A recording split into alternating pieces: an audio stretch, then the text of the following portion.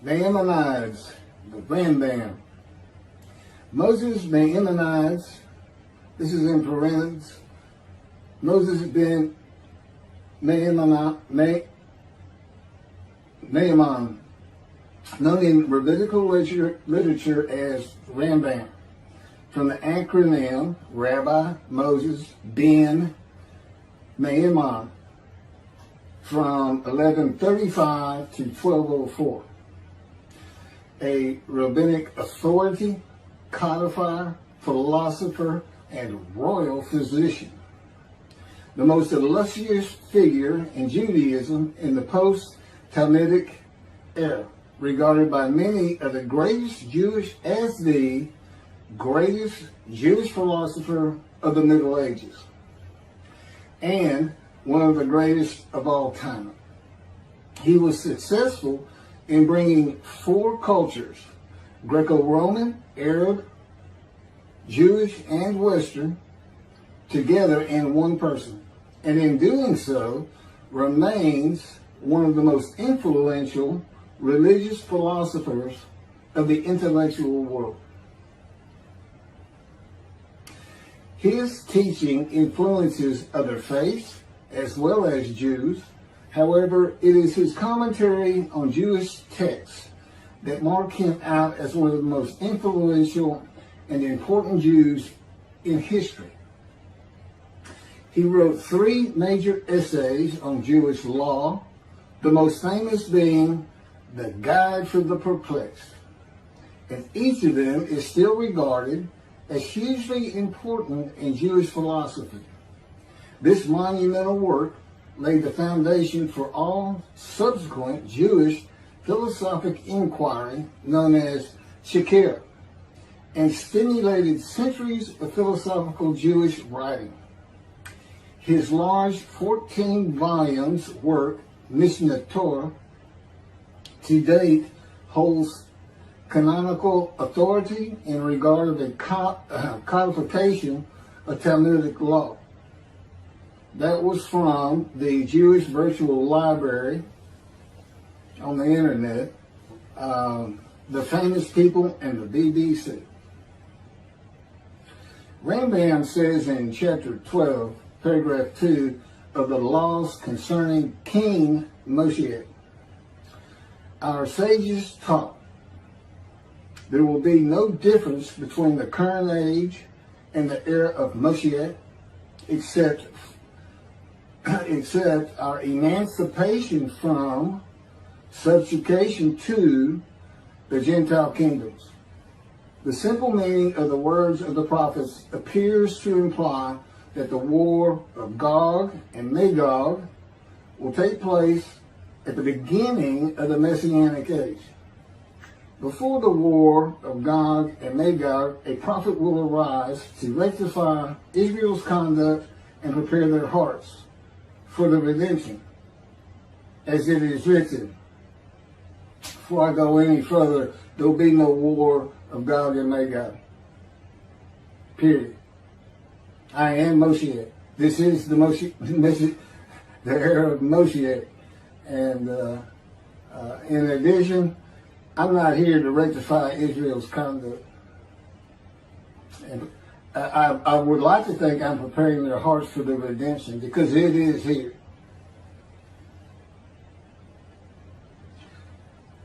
This is from Malachi chapter 3, verse 23.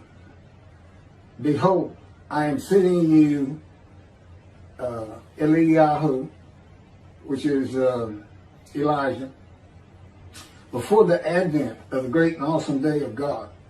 He will not come in order to declare the pure impure, nor to declare the impure pure. Nor will he come in order to disqualify the lineage of those presumed to be of flawless descent, nor to validate lineage which is presumed to be blemished. And I agree.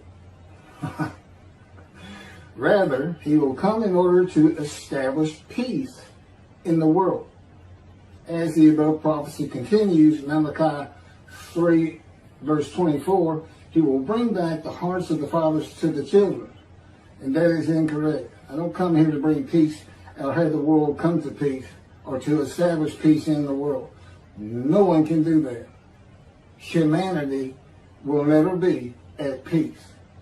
It's just not what man is. It's not how things have ever worked. Elijah does not come to establish peace in the world. And again, God dictated this to me. I didn't come up with all this on my own.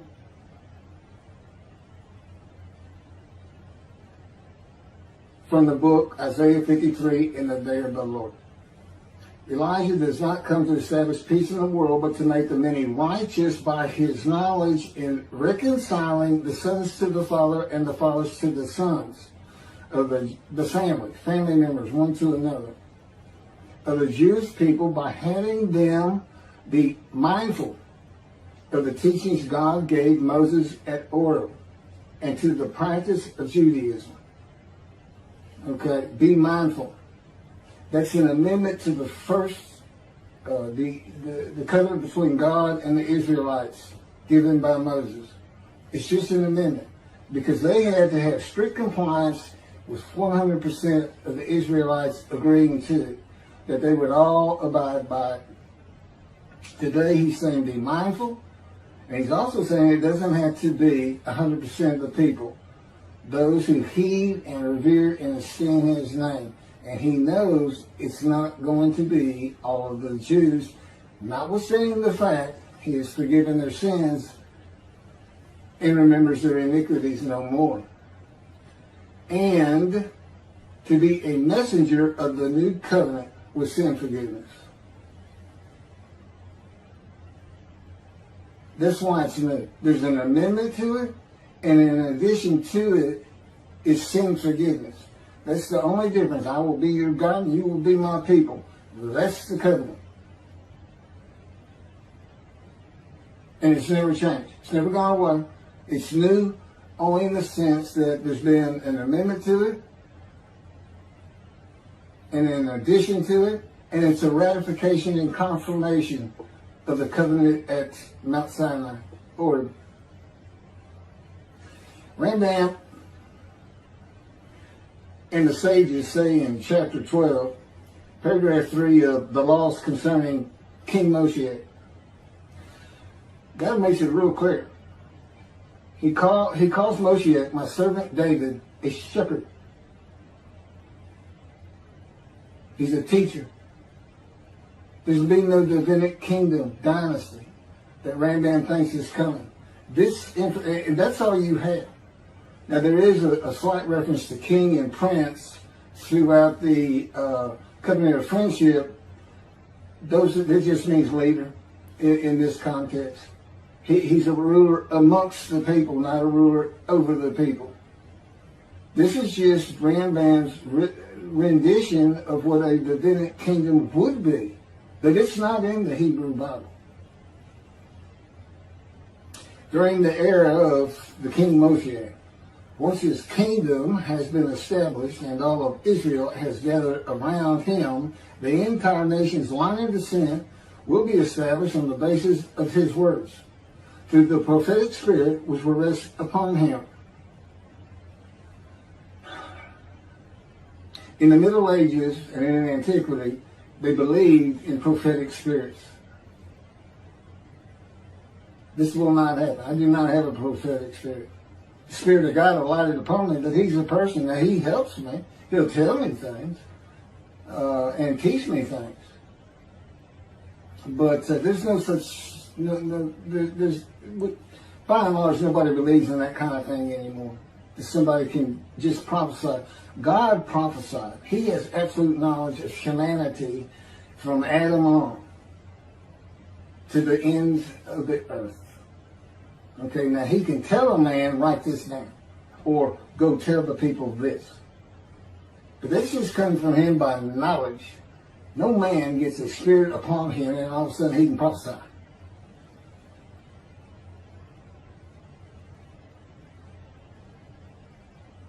So no, the end-time nation's line of descent is not going to be established by anybody, including not myself, and I am Moshiach, or God himself. So that's just not going to happen. As it is written, he shall sit as a refiner and purifier. He will purify the lineage of the Levites first, stating that this one is a priest of defined lineage, and this one is a Levite, a divine lineage. Rambam basis for this belief is a verse in the book of Ezra, chapter 2, verse 63. The governor said to them, they shall not eat of the most holy things until a priest arises who will wear the Yom and the Tamim. From this verse, one can infer that the genealogy of those presumed to be of unquestioned priestly and Levitical lineage will be traced by means of the prophetic spirit, and those found to be of such lineage will be made known. He will define the lineage of the Israelites according to their tribe alone, i.e., he will make known each person's tribal origin, stating that this one is from this tribe and this is from another tribe. It's not going to happen. And he's talking about Moshiach being the purifier. He got that wrong too. He shall sit as a refiner and purifier from the first paragraph of chapter 12. Paragraph 3 is not Moshiach. God purifies and refines. And he comes with Elijah and the angel of the covenant that you desire. Rambam says the prophetic spirit will rest upon the anointed one. The prophecy of the Hebrew Bible, the prophecies of God. I just gave you my summarization of before I read this, of what I'm about to reread. The difference is, this sounds better, and this is what God dictated.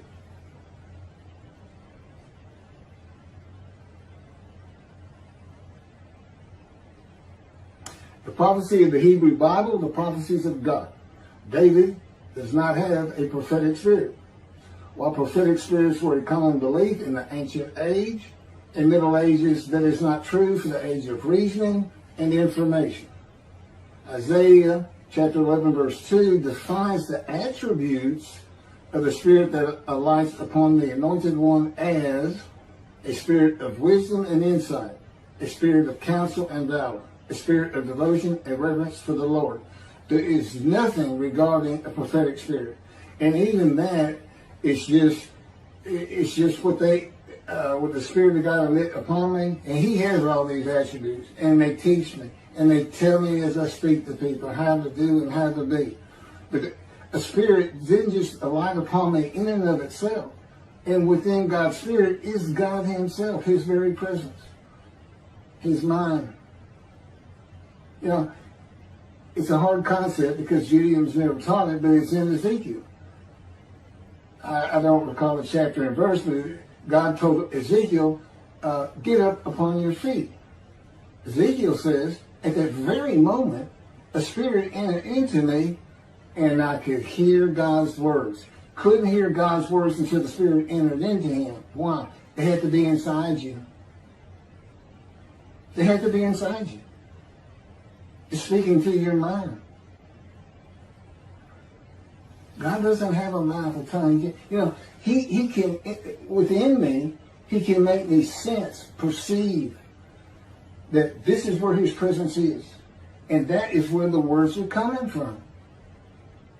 As though to my ear, even though it doesn't really seem like my ear, but it does seem like it's coming from over here, or over here, wherever he wants to do it.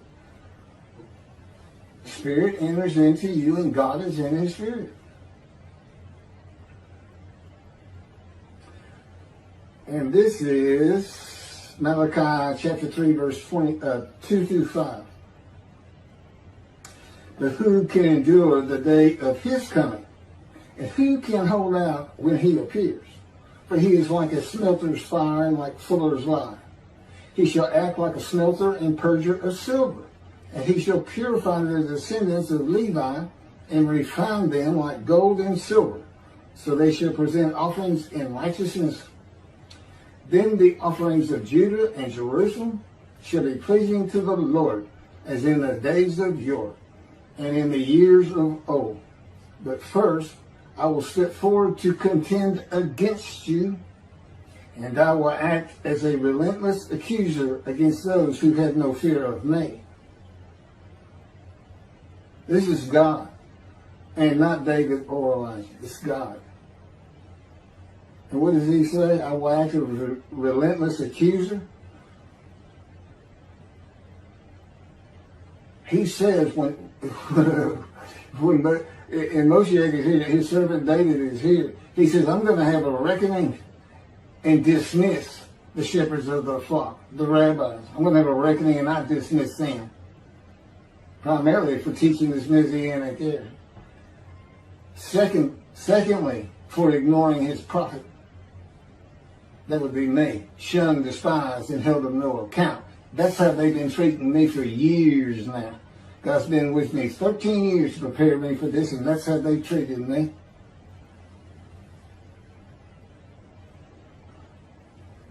In Hebrew writing, it is common to express the same idea twice.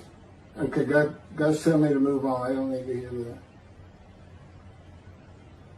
It just had to do with smelting and this and that. In Malachi 1 and 2, the priesthood has been defiled. They offered polluted offerings. They have turned from God, refused to listen to him, and they profane God's covenant. They disregard God's ways. This is in quotes from Ezekiel. Well, it's in quotes anyway. Those who have no fear of me would be the priestly tribe of the Levites, and not pertain to genealogy or tribal lineage, but to Ezekiel 34. Thus said the Lord God, I'm going to deal with the shepherds. I will demand a reckoning of them for my flock, and I will dismiss them from tending my flock. It's Ezekiel chapter 34, verse 10. Then I will appoint a single shepherd over them to tend them, my servant David. Again, that's Moshiach. He shall tend them. He shall be a shepherd to them.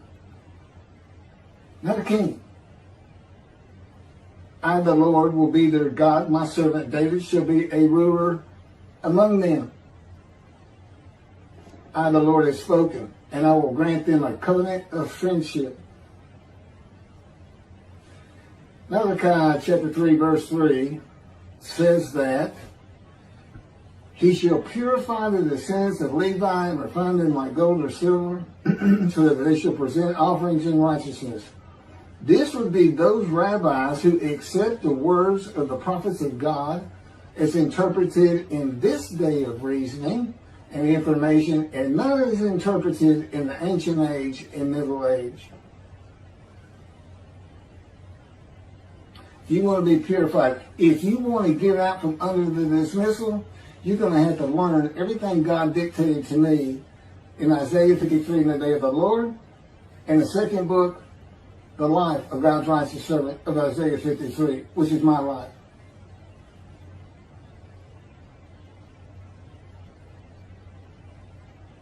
That'll purify you. That'll get you back on the scroll of remembrance. You can see the heaven God is creating. The name Israel still ain't do it. The era of redemption, restoration, and exaltation versus the day of the Lord as found in the book. Rambam and the sages interpreted it as a prophecy that Moshiach, with a prophetic spirit, will determine the lineage of the priests and Levites from a verse in the book of Israel. I've covered this. Anyway, the governor said to them, they shall not eat of the most holy things until a priest arise who will wear the Urim and Thummim. This has nothing to do with genealogy of Levites today or purification and refining, or a prophetic spirit on Moshiach. This is not a prophecy of a high priest arising. And it is not Moshiach, but an answer to those that could not prove they were Levites when the verse is put into its proper context. This is Ezra, chapter 2, verses 61 through 63. Of the sons of the priests, the sons of Habiah, the sons of Hakuz, the sons of Barzillai, who had married a daughter of Barzillai and had taken his name. These searched for their genealogical records, but they could not be found. So they were disqualified for the priesthood. The Teshachta ordered them not to eat of the most holy things until a priest with Urim and Thummim should appear. It was just a specific instance. In the Hebrew Bible, the Urim and Thummim are elements of the breastplate worn by the high priest attached to the ephod. They are connected with divination in general and cleromancy in particular, a belief in antiquity and the Middle Ages rarely believed in today.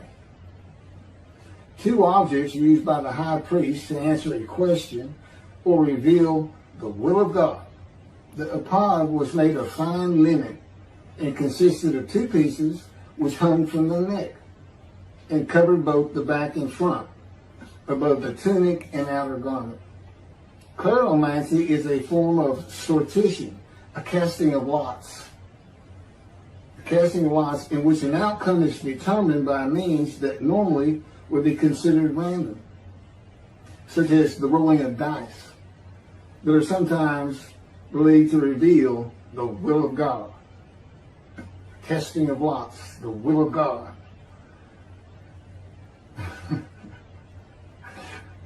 This is not believed in today.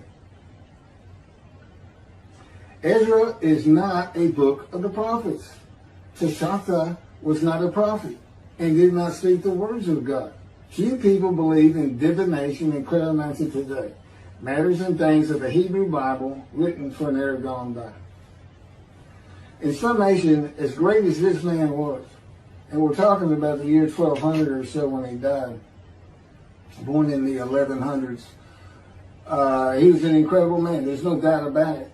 But he didn't have the science, the medicine, the knowledge, the information, the ability to get information that we have today. It's a different time. We just don't believe in some of these things they believed in. You can't just say our sages say. Now, Rambam also, I can't believe it's not in here. He said Moshiach is going to perfect the world, and the entire world was going to speak Hebrew. Okay? And he gets that from Zephaniah chapter 9, verse 10. God says, and I think most people have heard this phrase, they shall be a people of a pure speech. He takes that to be the people of the world. Well, the only problem is that, read verse 9. In verse 9, God talks about his anger against the world and how he was actually terminated with fire. He's not talking about them. He's just talking about his people. The peoples of the Jewish people. And guess what? Today they are a people of pure speech in Israel. See, the only time an ancient language has been revived in the modern times, and that's Hebrew. That's their official language, along with Arabic in Israel. So it was a true prophecy of God. They should be a people of pure speech. But he's only talking about the Jewish people. When he says the peoples, he's talking about his people. If he's talking about the people of the world, you know what he's going to say? The people of the world. His people. The Jews. Okay, well that's all I have on Rambam. Again, I'm surprised not on Rambam. Thank you very much for listening.